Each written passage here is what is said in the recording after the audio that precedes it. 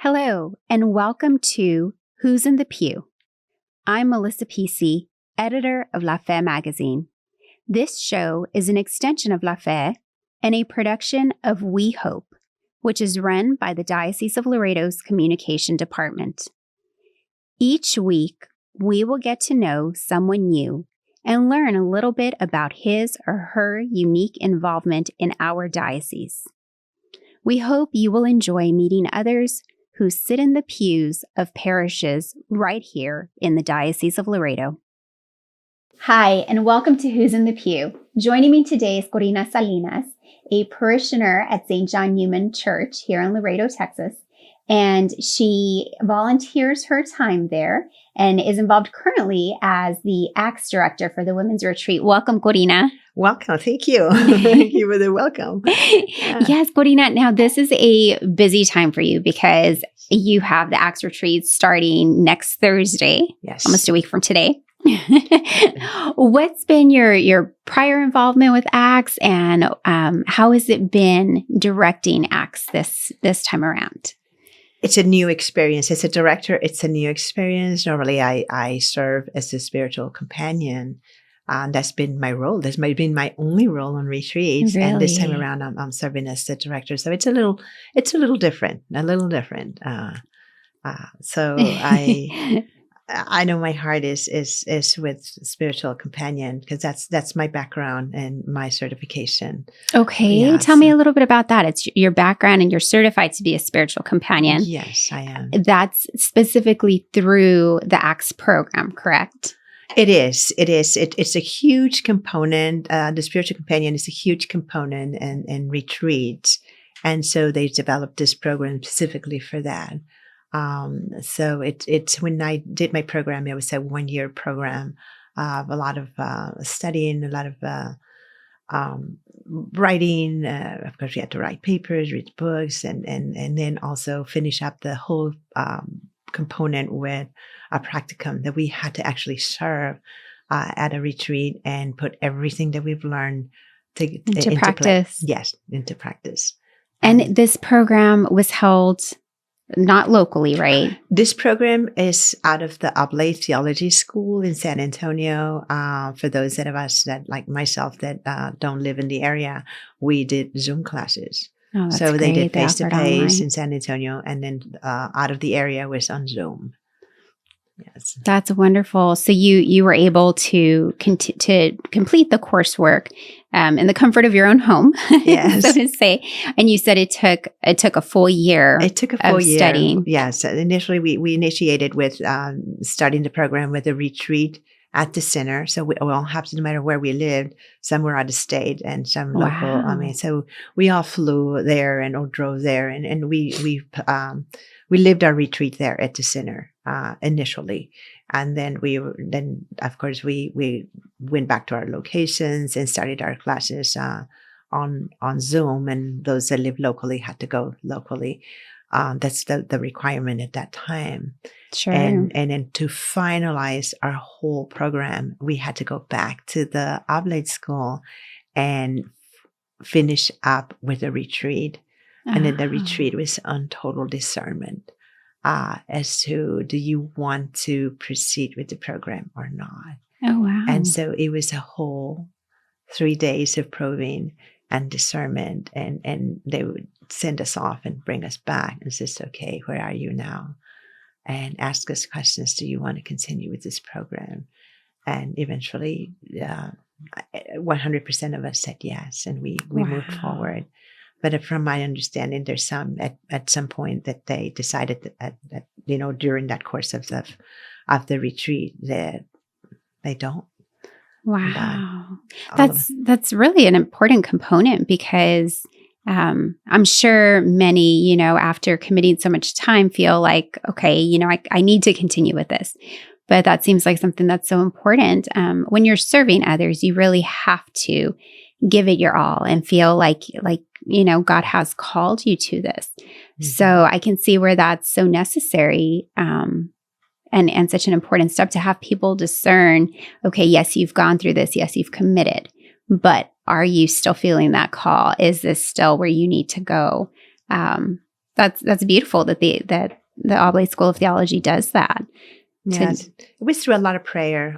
We do learn discernment, and it's part of the course too.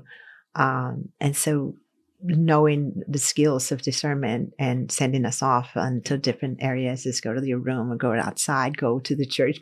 So it's like go and pray. A lot of it is go and pray, and in also incorporating a lot of Saint Ignatius, exercises into the process, and bringing us all together again. And well, first of all, small groups, and then together as a large group, and asking us, where are you now? Where are you now? And this is it's a lot of prayer. And that was the decision. That was after you had already taken most of your courses? This is after you completed all the courses. Completed the courses and done our practicum. And now it's like, okay, this is it. Now, do we move forward and finish this program and go graduate? Okay. Or we just fall away and decide to do other things?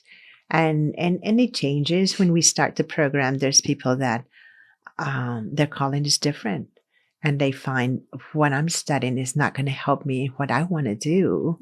I'm more into helping the youth in this respect, so they drop, or for whatever reason. And I love the way the Holy Spirit works in us and guides us, yes, and leads us, and I to see that and to see that with an open heart, not with just our human eyes and ears, right? But to bring our hearts into seeing things differently, and seeing reasons and people. And it's like, okay, I get it where we're going with this, and allowing the Holy Spirit to guide us through the whole process.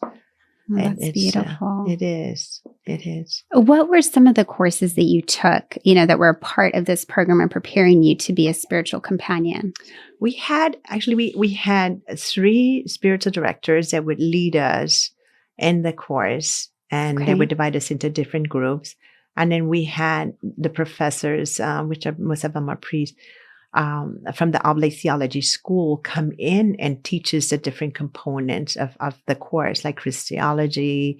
We had sacraments, the basic church history. We had moral issues, pastoral listening, scripture, and also theological reflections. Wow. And they would just come in and teach us those components within the ACTS program. So... Wow, that sounds it's such an incredible opportunity, even if you don't continue, for those who discern out. I think just the growth that people have and in developing more of your faith, just understanding more about Catholicism and being able to study that. I think that's a pretty incredible opportunity. It is, and learning from those experts that teach actually at the Oblate School. I thought that was such a thrill to bring them in and teach us those pieces of information and walk us through all of those things. And yes, it's just awesome. It is. Yeah. And the diocese, most people probably don't realize this, but the Diocese of Laredo actually has a partnership with the Oblate School of Theology. And so I believe this weekend, actually, coming up, there's a graduating class of students who have been working on their Masters of Arts in Pastoral Ministry. And so we have a couple of deacons and laity who will be graduating from the Oblate School of Theology. And the program in June, I believe, will be accepting a new class of students who will can work on, I believe it's the same. I believe it's Masters of Arts in Pastoral Ministry. I could be wrong. But our chancellor, Father Francisco Quiros, he's the one who organizes that. And so we have a good partnership with them. But I know this was separate. So how did you learn about the Oblate School of Theology? What was your experience finding them and, wanting to pursue studies specifically to be a spiritual companion? Retreat. Living a retreat. After having lived your ACTS. After living my ACTS retreat, it changes people. And I tell people it took me out of the pew. Appropriate for the show. Who's in the pew? It took you out of the pew. Okay. It took me out of the pew and more involved in what I do at the church. And I wanted to do more. And so not only live the retreat, but continue growing in the aspect of spirituality and knowledge. And so your mom and I would pair up and do prayer groups. And this is, okay, listen, we're going this. I was her media person. and so we were trying to bring concepts to those people that had lived the retreat and continue to feed them spiritually. And so it's like, okay, there's got to be something else. And just going through the website and looking and just go, oh, there's this program. And we'll just get together and let's just do this program. And we were supposed to do the program together. And it's like, but I went forward and I did it. That's great. I think I held my mom back on that one with she babysits my kids and probably doesn't have time right now. Hopefully she doesn't blame me for that, but we're glad you got to do it. So I went ahead and I did it. I had the support of my family. Telling them this is what I want to do, and this is what it entails, and it's like, yes, of course. And it was like unanimous, like, yes, move forward with it and do it. Yes. And I did, and so they were very supporting and knowing that I had homework, and my old age I had homework, and doing the homework and getting it done. Or I had a time that I had to go up there and be with the group. And so, I had support all the way through from my family side. That's important. That's necessary to be able to commit to something like this. Yes. For someone who may be interested, is it a lot of homework, or about how many hours per week do you think? They're changing the program. Oh, they're changing the programs from 1 year to 1 semester. Oh, so wow. it's becoming more intense. It's, of course, when you squeeze everything that we learned in a year to 1 semester, it just gets a little more intense. And so they're going to continue with the Tuesday classes, but incorporate now all of Saturday. So all of Saturday is going to be class time. Wow. And then changing it also to 100% of it is on Zoom. So no more face-to-face. No matter if you live in San Antonio. It won't be face-to-face. No, it won't be face-to-face. It's all going to be on Zoom. So it's all live. So be present for class. Yes. And pretty much the same thing that we covered in a year is going to be covered within the semester. Oh my goodness. So that will be intense. One of the things that they did remove was the practicum requirement. Okay. Yeah, that was one of the things. You have to find a retreat and you have to practice all the things that we taught you. And so that component, they're removing it. So one thing I was talking to the director, I said, I know you're removing it, but I guess role play it. Do something where we get to, or the students, not me anymore because I went through that, but the students get to practice a little bit of what they've learned. Sure. It sounds like that's a valuable component. It is, because I know when I was doing my practicum, I had to submit all my work to my director, my instructor that was leading my group. And I'm very blessed that it was Rosemary Lopez, one of the authors of the Acts Manual. Oh, wow. So I am very blessed that I studied under her and knowing all of these things. So I said I would submit all my work to her and said, this is what we're covering for this period of time and information. And she would look it over and say, okay, not this, a little more of this. And it had to be a lot of reflections, a lot of meditative, a lot of, some rituals in there, not teaching. And so it was making that switch in my head. So I'm coming from prayer group to this. And it's just, okay, we don't teach. So it switches. So you're not teaching information. You're journaling with these people and posing questions and going into reflections. Mm-hmm. So it was a little different. Yes.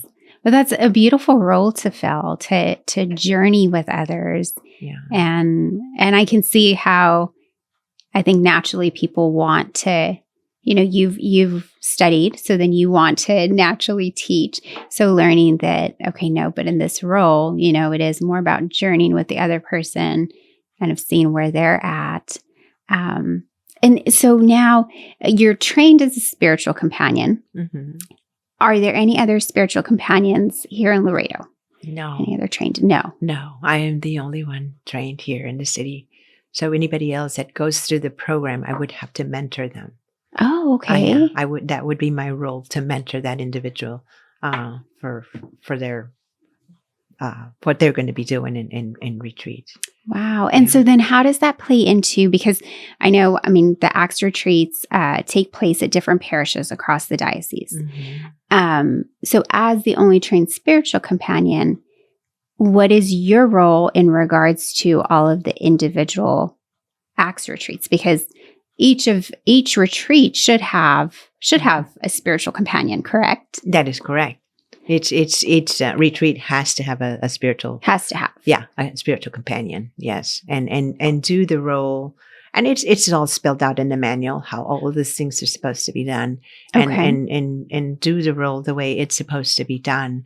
And that is something that needs to be changed, I guess, in retreats, how we approach those things, because there was really no guidelines in the past, clear-cut guidelines, so everybody would do different things. But now this is here.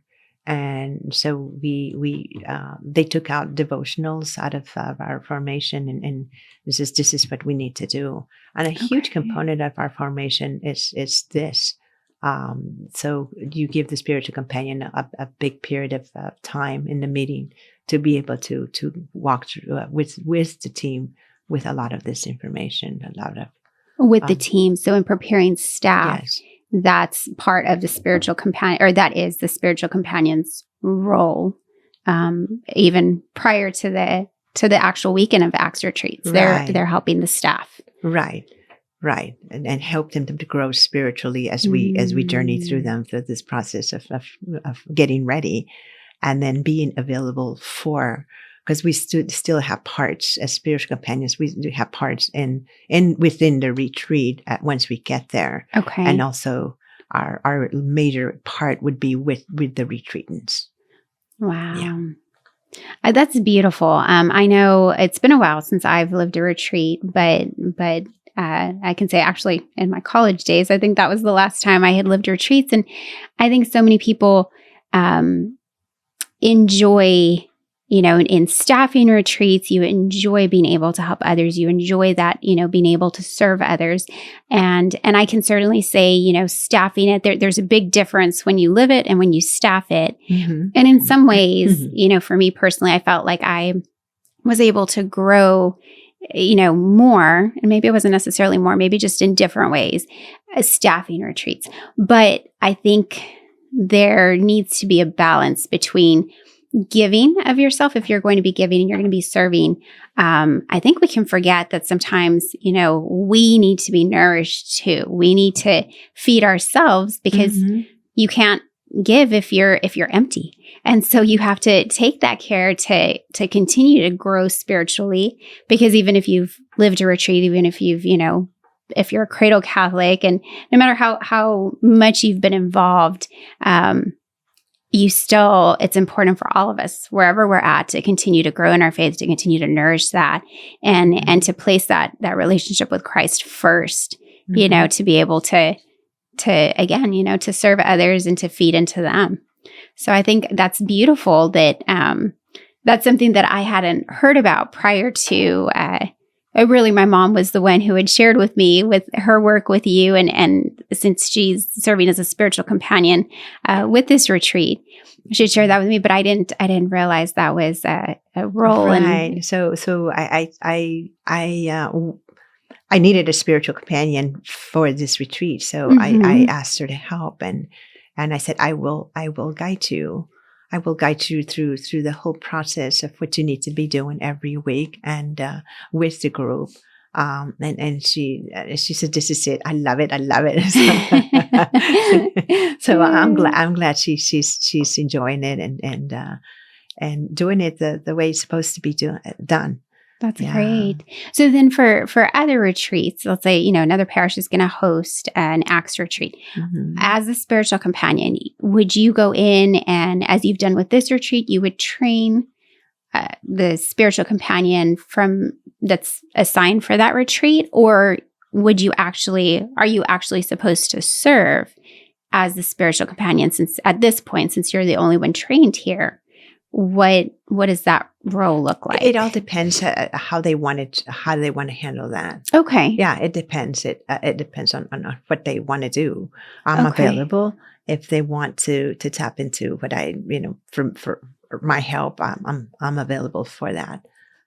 So I can go and guide them through some of these exercises and things that they need to do in formation. So yeah, That's great. I can help. Yes. Yeah. No, that's great. A great resource, that people have locally. I know there is so much to Acts and so many different levels, I guess, of leadership. And I know that there is an organized structure to it, as there is with all retreats, really Mm-hmm. to help them be as fruitful as possible and to help them, to really achieve what the actual mission is. So with Right. Acts, people come, they live their retreat. Beyond that, what is the mission of Acts? The mission of Acts is just a little stepping stone to get everybody to come in, live the Acts retreat, and then be able to integrate into the community of the church and get them to like Acts, adoration and community theology and service. That's what Acts is all about. Mm-hmm. And if they can, and they can come into the parish and serve in any of those capacities, I mean, we welcome that. And that was the whole idea, go live this, go understand it, and then come back and integrate yourselves within the church. And we've been blessed that's where we've gotten lectors.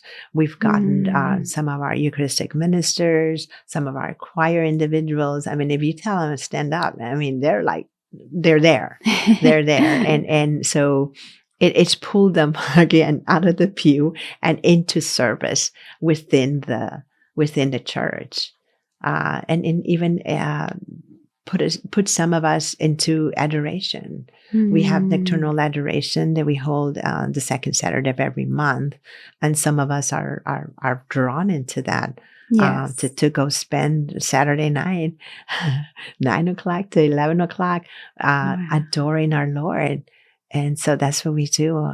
So it's in different aspects. So adoration is one of them. Like I said, community theology and service. So that was the whole purpose of Acts. Yes. Using it and then propelling everybody to move forward into other areas of service. Yeah, that's beautifully stated. A stepping stone. I like that it's a stepping stone to continue to do more, to serve more, to be involved.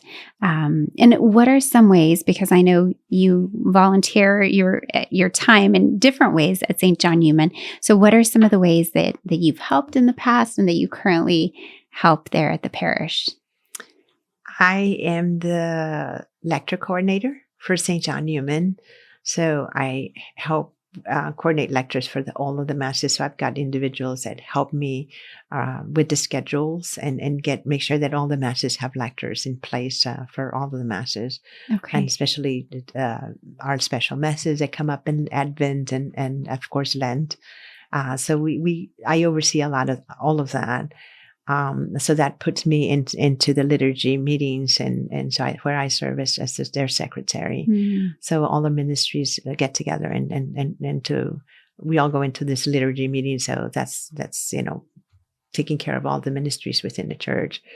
I also serve as their Eucharistic minister. Love that. I love that. And during pandemic, my son was involved in media, and of course it was a smaller room, and it's like, oh no, nobody's sitting in there with him. And I volunteered myself to go sit with him and do the projector while he did the recording, because we were, of course, streaming the mass. Live streaming the mass. Yeah, yes. we were streaming the mass. So he was on cameras and I was on projector, and so because of the safety at the times that we were going through, and trying to be careful, and although we sat there and we wore our masks, everything, but I wanted both him and me to be safe. Yes. So that's how I got involved in media, just by accident. Okay, not that I wanted to put another hat on, but I, stumbled into things, and okay, I'll be there. I'll help. Yes. When Father called, and we need people to help with counting at church. I said, I just retired. I'll count. Something to take me out of the house and go do. So it's just, I don't know, things come up and it's like, I can't say no.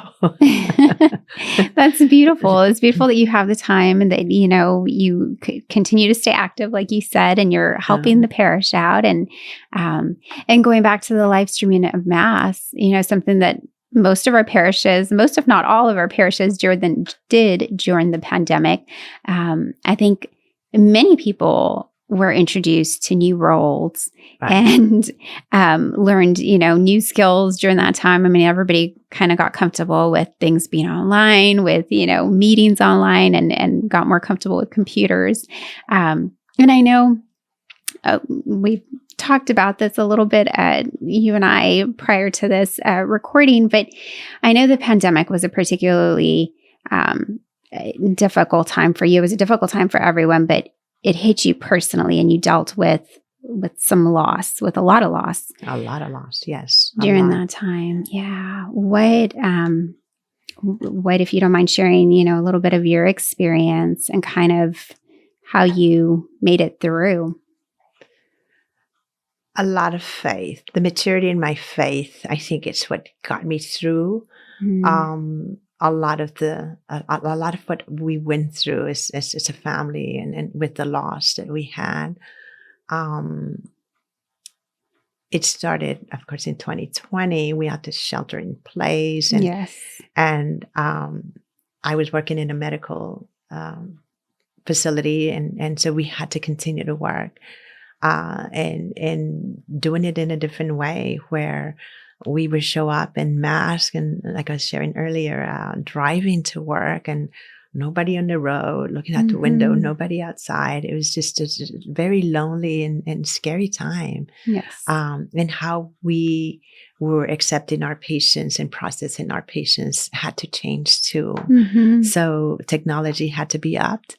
And so more things were incorporated where it would keep us safe and keep them safe.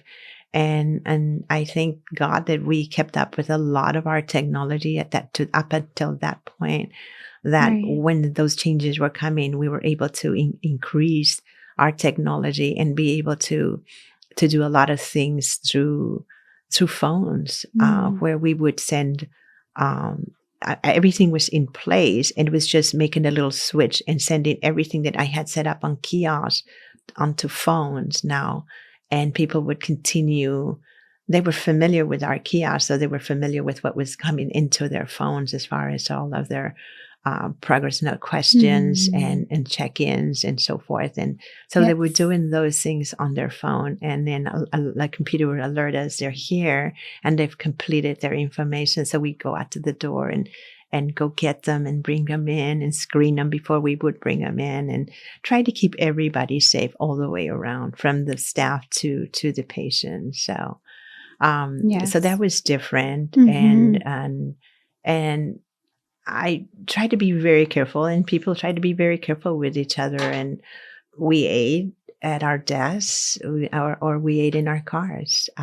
We would go bring food, warm up food, but try to keep distance. Just keep your distance. So we kept no longer distance. As a group. No longer as a group. We couldn't lunch together in the lunchroom together as a group, and catch up on things. And we were just isolate on your own, and you eat at your locations or you go eat in your car. And that's how we got through a lot of that. But as far as our family loss, that's when I lost a sister very close to me. And we were supposed to get together and go see my mom. We had just moved her from Brownsville into San Antonio in February of 2020. And I love the way the Lord moves all the little pieces around, and we don't know why, but things are moving and happening. And Yes. Here we make this move from the valley, from Brownsville to San Antonio, and place her in my other sister's home. And so she says, I'm getting all these supplies and I need to go drop them off. And I said, come over. And we'll put them in my car and we'll both drive off to San Antonio like we always would do. But this was a different time. And Yes. I didn't feel well that, this thing kept bugging me during the week. Like, maybe I shouldn't go. And then she calls me and she says, I'm sick. I said, well, just go get tested. And she says, I will, and I'll beat it, and I'll see you in 10 days, okay? I'll bring all my stuff, and we'll go on and we'll see Mom. And she passes in 10 days. We didn't make it. She didn't make it. So that was hard. And so we waited a little bit, and, getting through the shock of that, the way I would see it is it's like a car accident where you see the person and then all of a sudden they're gone. And you had just talked to her. Yeah, I had just spoken to her, and we kept in touch through texts and calls. And when she was on the mask, on the heavy mask, we would text and kind of keep up that way. And until she was intubated, and then she couldn't talk anymore. And so she passed, and so we started her novena, and so we prayed every night for her, and we kept her in prayer. And then after she passed, my older brother was diagnosed with COVID, and all this was in the valley where we had moved my mom from. Oh wow! And so, but they lived there. They're in the area. Both of them lived there. Both of them lived in the area, and the valley was one of the hardest hit areas. And so he got sick, and so no. And going through this process again with him, and while we're still praying our novena, and the day that we finished our novena is the day that we got the phone call that he had passed. So it was like 12 days apart. I lost 2. Wow, I'm so sorry. That was hard. I'm sure that was hard, and so we were glad when the vaccines came. So that year, at the very tail end of the year, the vaccinations came out, and so personnel, that needed to be vaccinated first. We were all vaccinated because we were in the medical community. So we were blessed that we were getting vaccinated quickly, and so that kind of gave us a layer of protection. But then we had one sister that's like, no, I'm not going to do it. And we couldn't talk her into getting a vaccine. And I know there's a lot of controversy surrounding that still to this day. Yes. So she wouldn't. And she wouldn't. And we all did. We were all baby boomers and, older people. And no, I'm not doing it. I'm not doing it.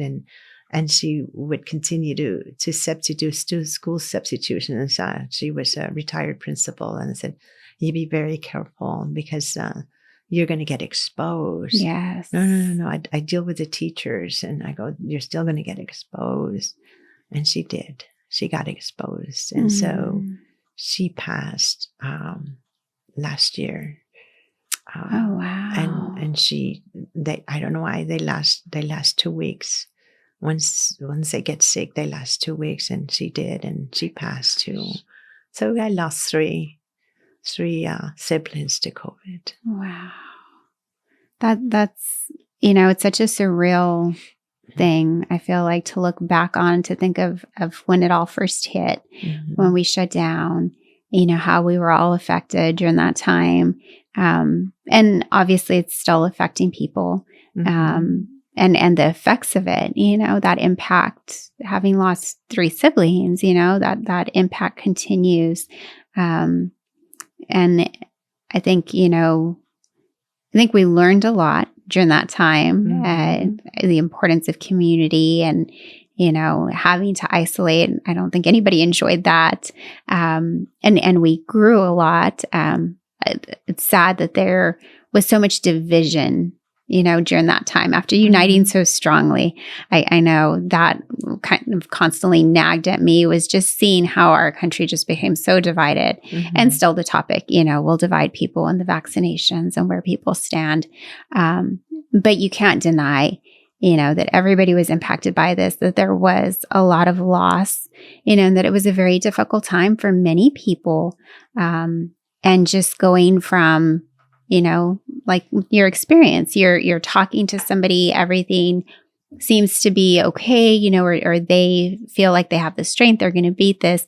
And within a few days, they're gone. I mean, it's just, I can only imagine, having to deal with that, just. It was very difficult. And I guess the hardest part was like, you're so used to, somebody's sick, let's go visit them at the hospital. That was not the case. Nobody was allowed in the hospital during that time.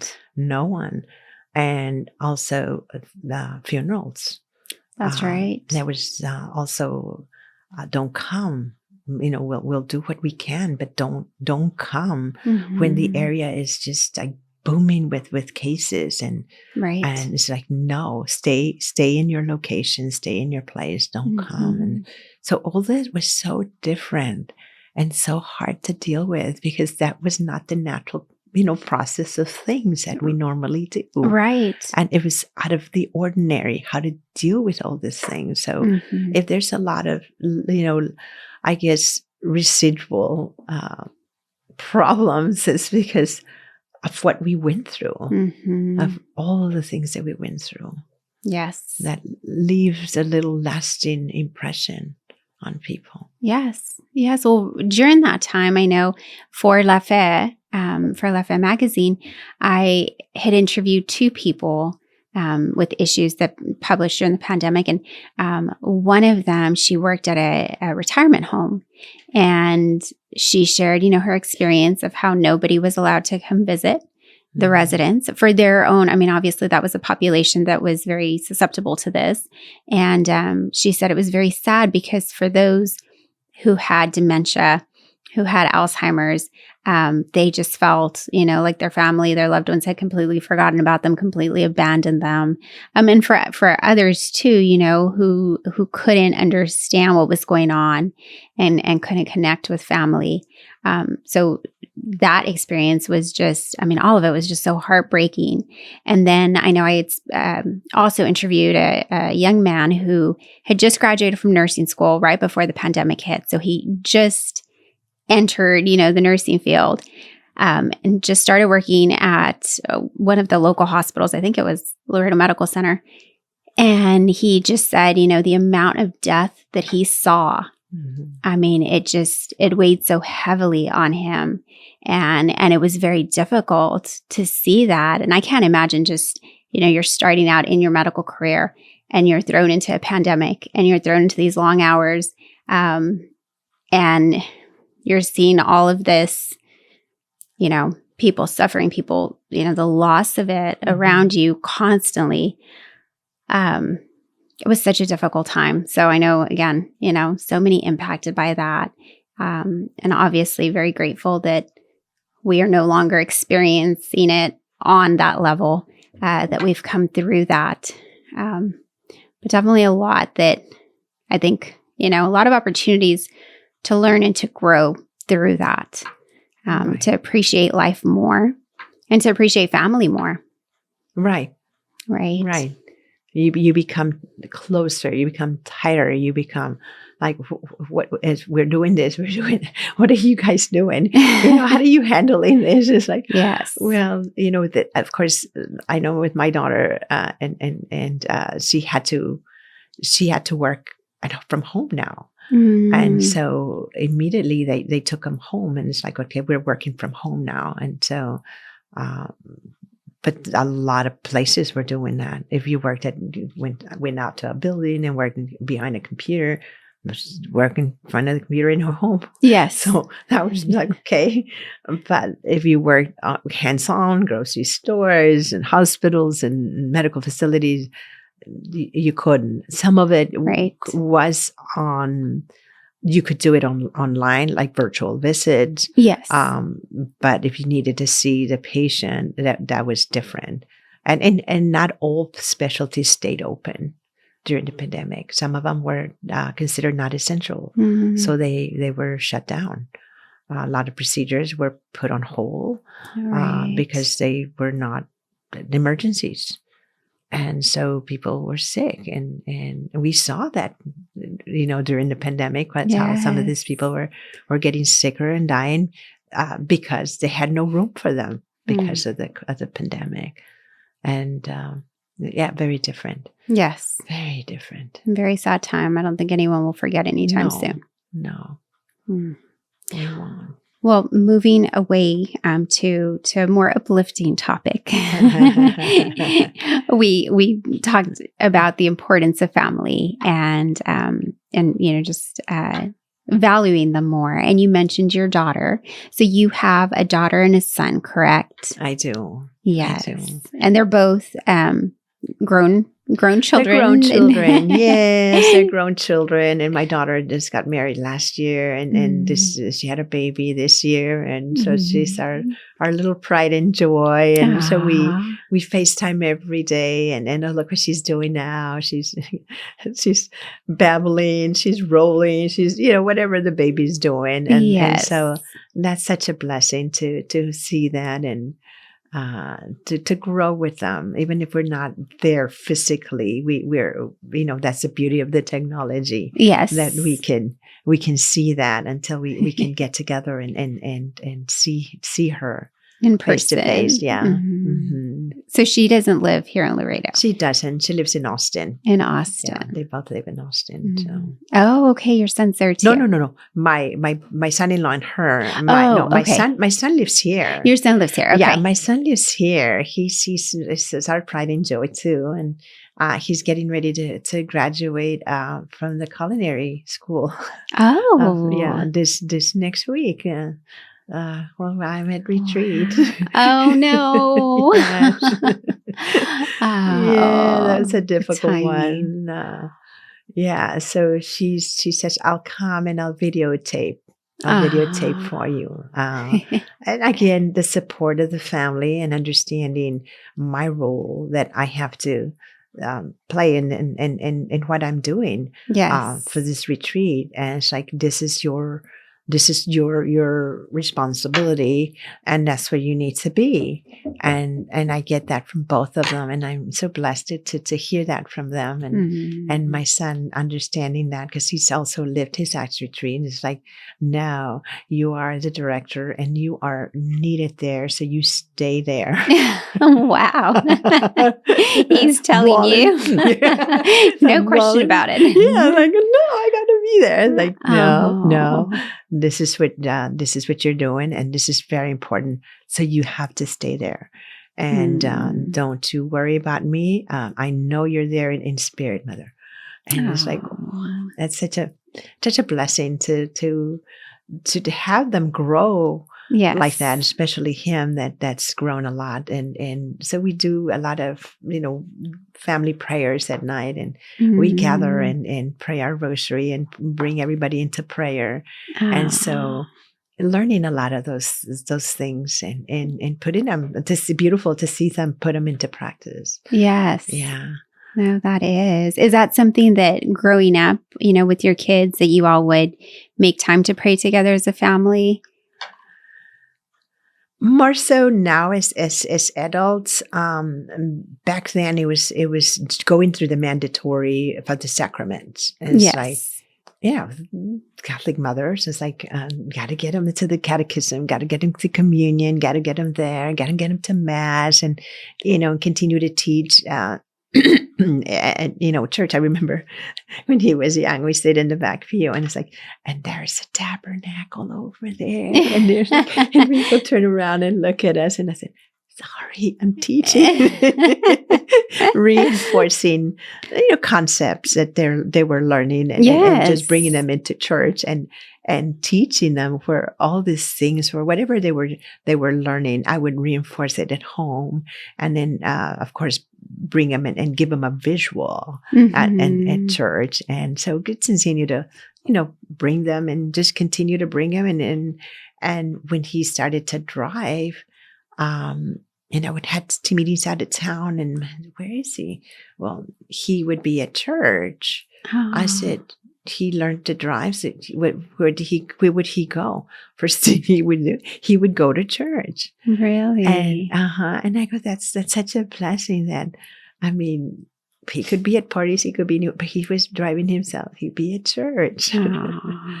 So that's beautiful. Yeah. That's beautiful. You did something right. I did. Not only something, but clearly you raised him well and exposing him, and nourishing that faith that was instilled in him, and, building upon the catechism classes and what he learned there. Right. I'm kind of at that point, my husband and I, because our kids are younger. And we do, what you said, the whole whispering at Mass, and during the consecration, it's like, okay, this is the most important part of Holy Mass, to try to get them to pay attention. Doesn't work so well with a 3-year-old. Doesn't really get it. But he's quiet, but he likes to, he's, playing in his own world and sitting, on the kneeler and just kind of doing his own thing. And our 7-year-old, we're trying with her because she tends to get distracted. It's like, okay, you're going to be preparing for your first Holy Communion. You have to start focusing a bit more. It is a process. Yes. It is a process. Yeah. We're taking them from, holding them as babies and feeding them bottles and having them sit there and trying to get them not to cry, walking out, walking back in. And, yes. And yeah, you're right. Falling on the floor because, okay, let's get up. Yes. Let's get up and sit on the pew. Yes. Yeah. My son, he acts like a little angel when he's with my parents. And so he has everyone fooled they usually go to noon Mass at St. John Neumann, particularly on Fridays. So they'll go and they take him because they're watching him at that time. And he's just perfect little angel, very well behaved, sits still, walks up, to communion with his hands folded. And Father Pedrosa will even tell them like, oh, he admires him so much in the way he's acting and everything. And then after Mass, he'll help my dad up, with the altar and just putting things away, and he takes pride in it. He really does. Really does. Yes. I've seen him. Yes. Following your dad when he's going to put up all the offerings in the sacristy. He's just following me. Oh, cute. He's so cute. Thank you. Well, he does that with them, but when he's with us, it's different with mom and dad and with sisters around.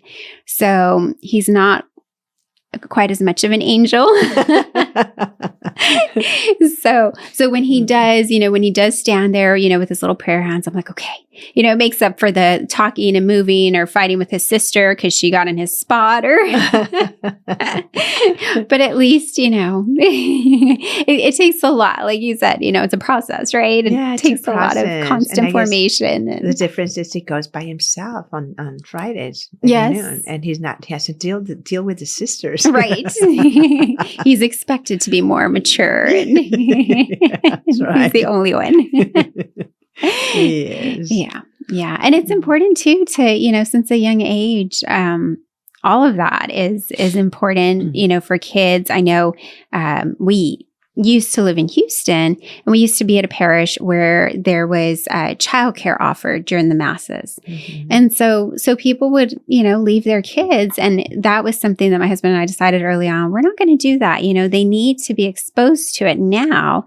If they get loud, we would step out, but didn't want to be distracting. But at the same time, it's like we're teaching them from an early age that this is a quiet place, how they're expected to behave, and then starting, like you said, during the Mass to teach them about different parts of the Mass, to point out different things. You see the crucifix and, oh, there's Jesus, and they learn that. And so you're planting those seeds early on, that it's not foreign when they're 4 years old and able to sit more still, or older, that they're able to sit still and quiet. Then it's, well, where am I and what am I doing? They've already got that understanding, a little bit of understanding and familiarity with church. So right, this is where we come, and we have to be quiet. Yes, and we're good because we do have a little area in our church, and that we do have a little area for young kids, and yes, to accommodate, that. And so, they're still there and they're still participating, but they're separate from the whole group. In case they're they're infants that they're crying or whatever. So yes, and that's nice. That's nice when you can still the cry rooms, that you're still able to see the altar. You're seeing what's going on in Mass. You're actively participating in that, but you're able to make a bit more noise because you're set apart. Yes. You're set apart. So we can't even hear on this side. Yes. Well, so your granddaughter, how old is she? She's 3 months old. She's 3 months old. 3 months old. Yeah. So having a background in teaching, I I go up there and it's like, okay, we're going to do our visuals, our little squiggly lines. And so I said, okay, we're doing homework. You're doing your wake At hour. 3 months. Well, she's 2 months. And I said, we're doing homework now. And so she's looking. It's like, okay, where are these little squiggly lines? Go through them and show her that. And read books. We would sit there and just read. I would read books to her. And then, all right, now we're moving on to music time. And putting on music and moving her little hands and her little legs, exercising. And in the course of the hour, we go through different stations. And so it's been a lot of fun to help her in development and grow and stimulate her. And so she's not, she has a productive wake hour. That's nice. And I'm sure your daughter appreciates when you're able to go up and visit and help out some. Oh, yeah. She says, I like that. You talk a lot to her. And I said, well, she needs to learn language. So language acquisition and listening to different sounds and the vowels and the consonants and imitating them for her. Yes. And so having her mimic back. And so, it's just language acquisition comes in handy. Just dust that one out. Okay. That's nice to have that background, be able to incorporate it. Yeah. I lost my train of thought. I was going to say something about your granddaughter. Well, I lost my train of thought with that, but I guess you'll be seeing her soon. She'll be here next week. She'll be here next week. So when you get out of the retreat.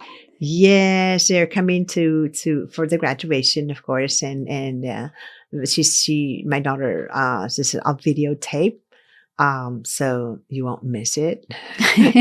That's nice. Thank you. That's a great sister right there. Yes, it's a great sister, and I tell you, that's awesome that they pull together and they make things work, and in a very positive way, which is a blessing. I mean, I'm very blessed, and sometimes we forget. We forget how much. Yes. Yes. Oh, that's beautiful.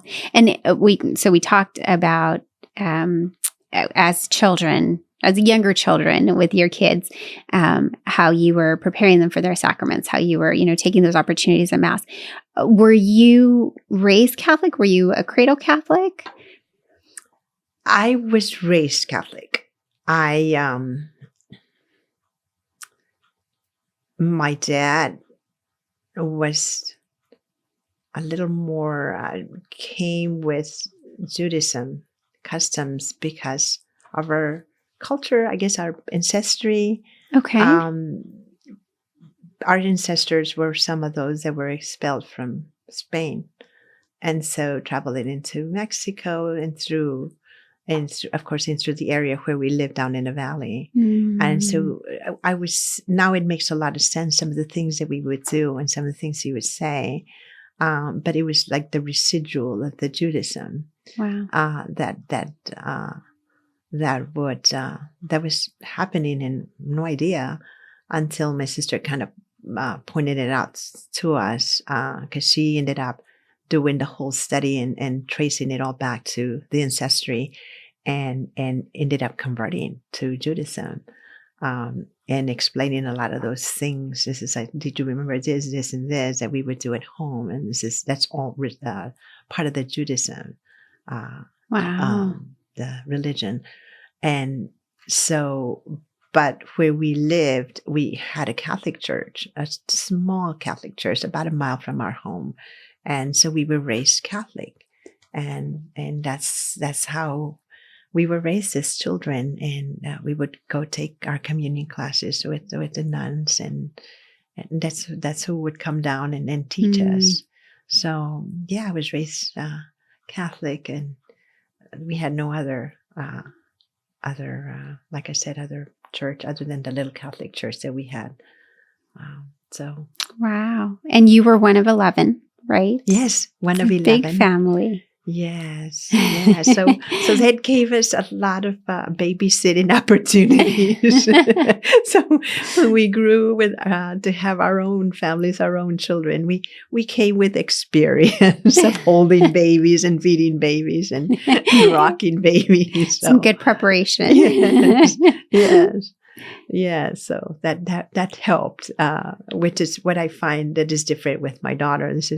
I had no knowledge how to hold a baby, diaper a baby. And to me, it was like very natural.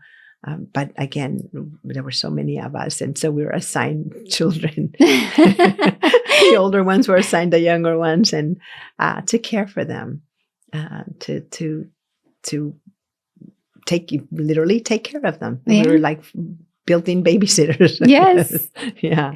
Well, it's beautiful just being able to experience that as a family, and the idea that, that family, that you help each other, you learn that at a very young age, being able to, okay, this is what it's about, us coming together, us all pitching in, lending a hand, where you can. Mm-hmm. So where did you fall among the 11? I was the middle child. Really? Mm-hmm. I was a middle child. So when we lost the oldest one and one of the youngest ones, so we were 9, and I was always still in the middle. I was not 5, 4 older, 4 younger. So I was always falling in the middle. Oh, wow. Yeah. Mm-hmm. Well, I think that's beautiful to be part of such a big family. It's not something you see very much anymore. And I'm sure there were challenges with that,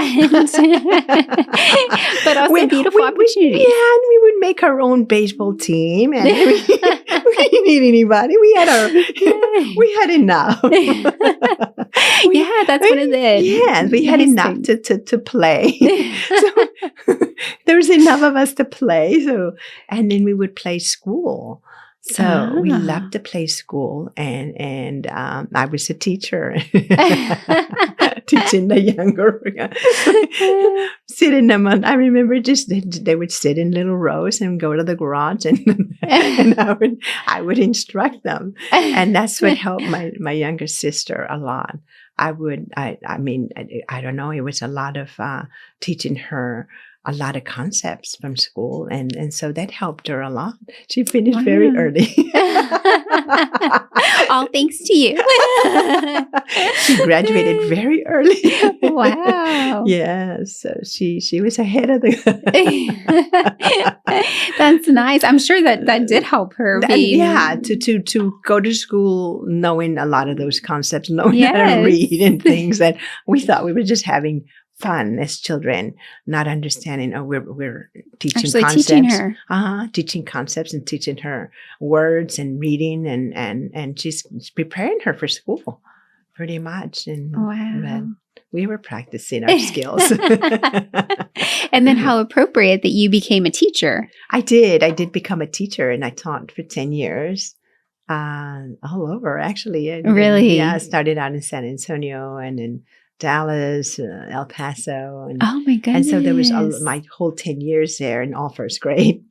All first All grade. first grade, Oh, and that's it's a good such a grade. beautiful, yeah, it was a beautiful experience. I was in bilingual education.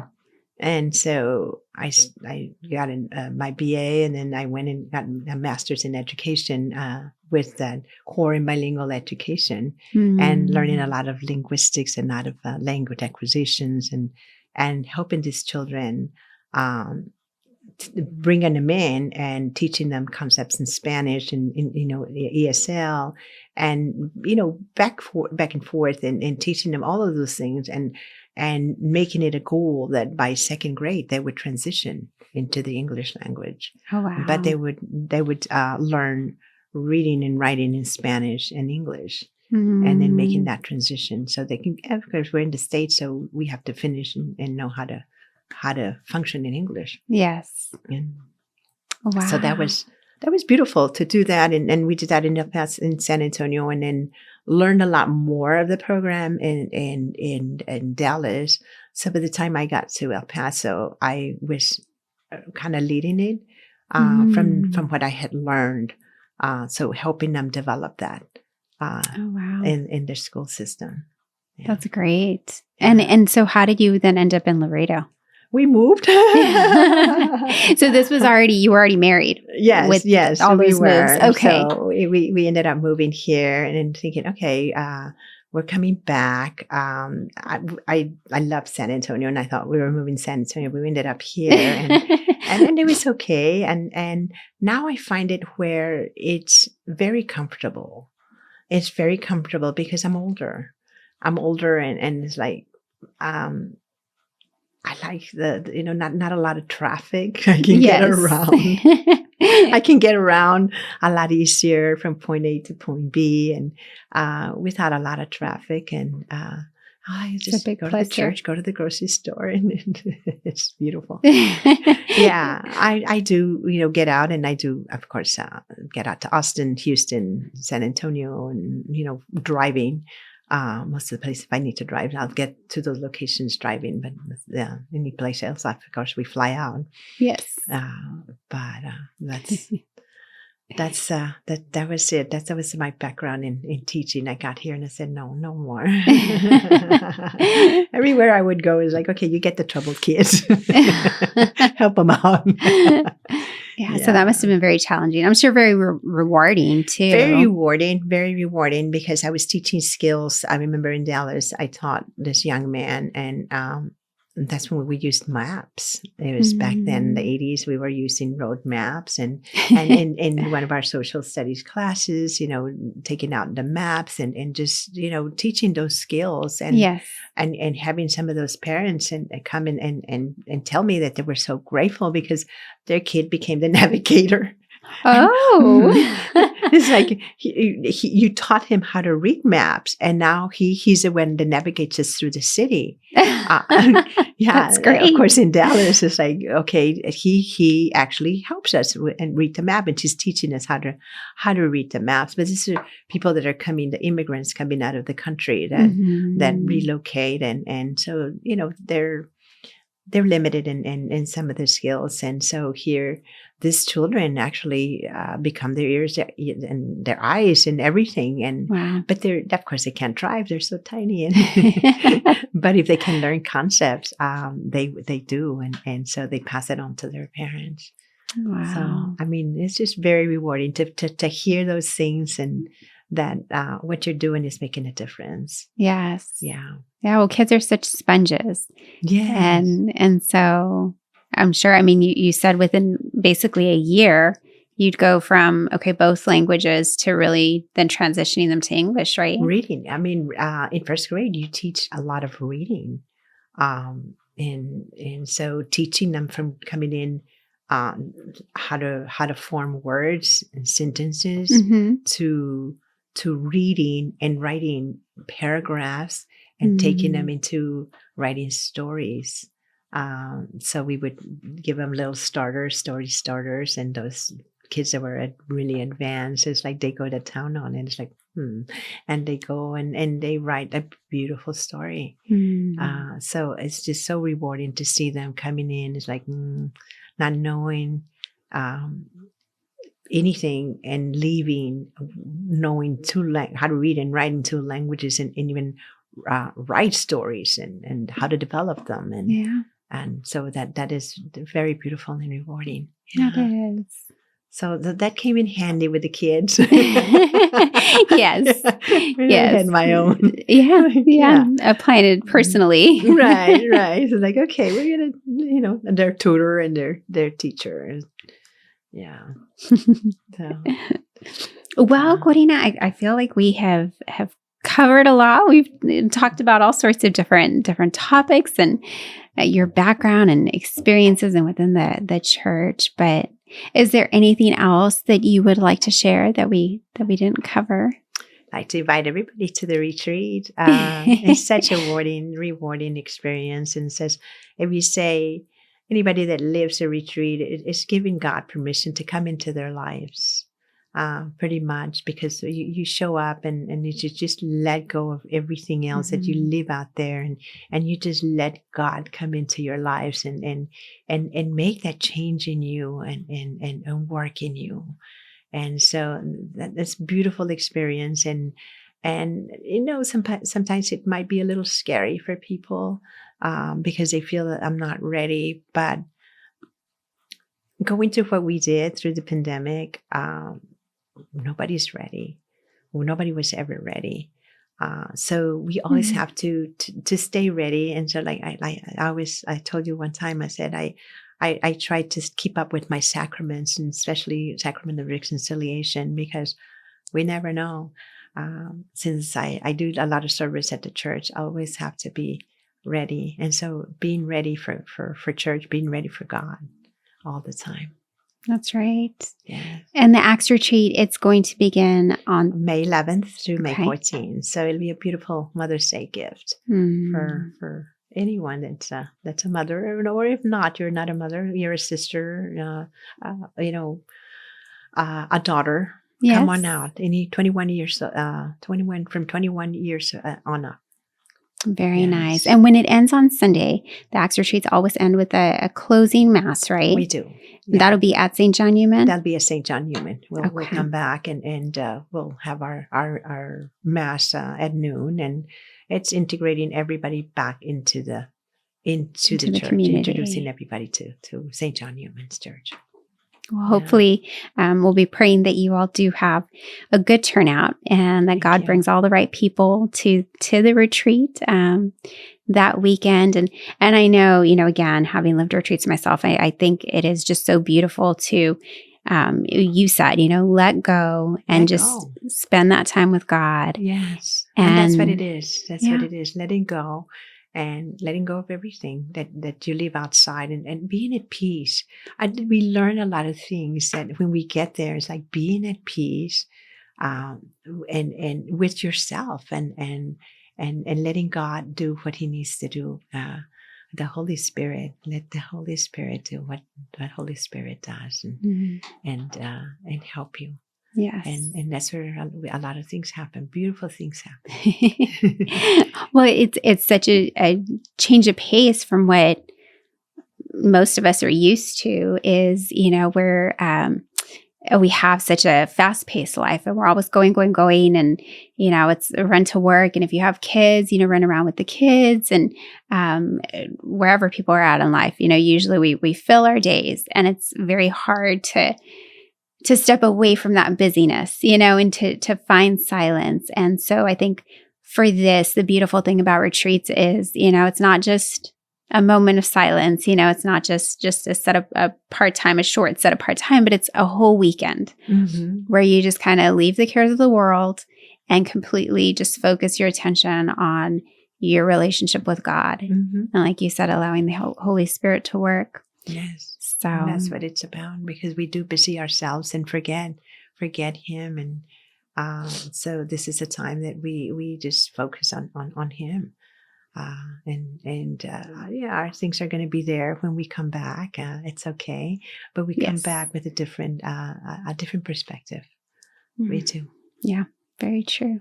And so if somebody's interested, wants to attend, they can call the parish office, or what's the best way to register? They can contact me too. 956-763-1472 is my number. They can call me, Okay. and we'll help them get an application. They're posted on our website in St. John Neumann, so they can access one through there or go drop it off at the office. And I know there's a registration fee. So with that, if somebody, is struggling financially, is there help for that? There is, yes. The fee is $150. But if somebody needs financial assistance, we can help with that too. We're there to help and make this possible for everybody.